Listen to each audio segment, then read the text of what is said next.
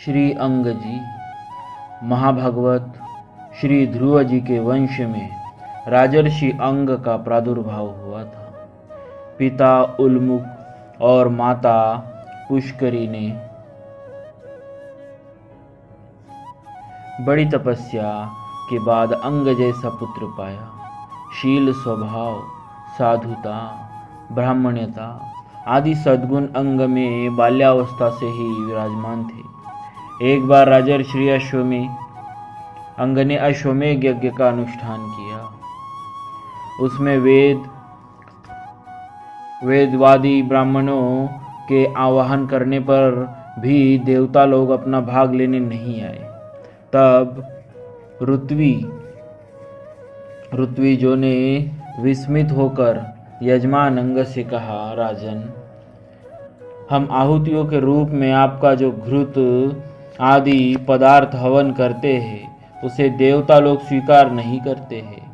हम जानते हैं आपकी हवन सामग्री दूषित नहीं है।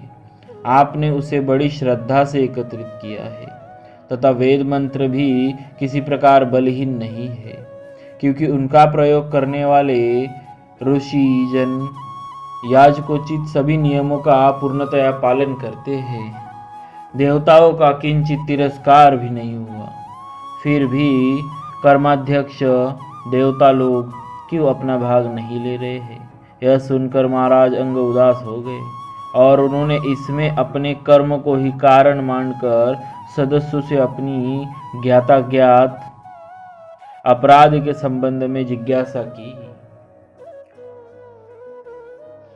इस पर सूदी सदस्य ने कहा, राजन, इस जन्म में तो आपसे कोई अपराध नहीं हुआ।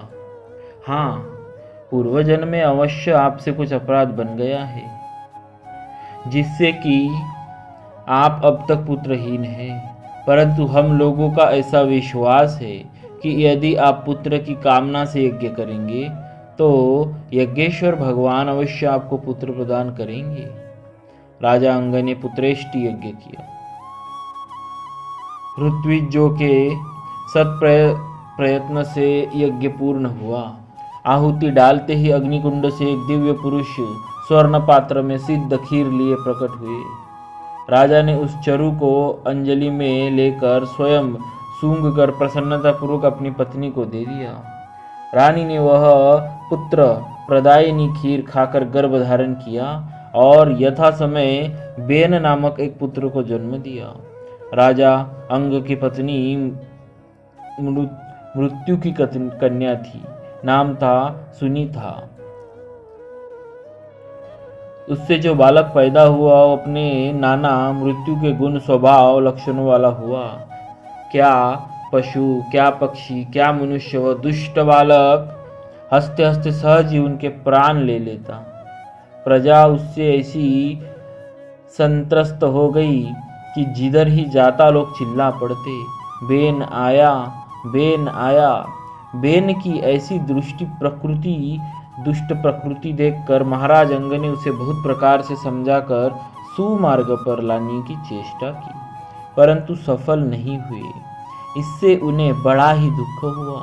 वे मन ही मन सोचने लगे, जिन गृहस्थों के पुत्र नहीं है उन्होंने अवश्य ही पूर्व जन्म में श्रीहरि की आराधना की होगी।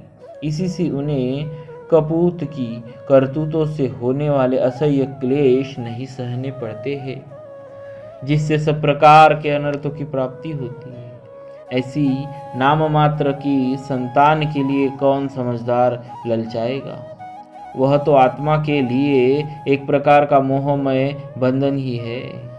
पुनः श्री अंग जी ने मन में यह विचार किया कि मैं तो सपूत की अपेक्षा कपूत ही अच्छा समझता हूँ, क्योंकि सपूत को छोड़ने में बड़ा क्लेश होता है, परंतु कपूत तो घर को नरक बना डालता है। अतः उससे सहज ही छुटकारा मिल जाता है। इस प्रकार सोचते सोचते राजा अंग का चित्त संसार से विरक्त हो गया। वे रात्रि में घर से निकल गए। प्रजाजन, पुरोहित, मंत्री, सुहृद वर्ग ने खोजने का बहुत प्रयत्न किया, परंतु वे उन्हें वैसे ही नहीं पा सके जैसे कुयोगी पुरुष सर्व गुहाशयी भगवान को नहीं खोज पाते। भक्त श्री अंगजी महाराज की जय। भक्तवत्सल भगवान की जय।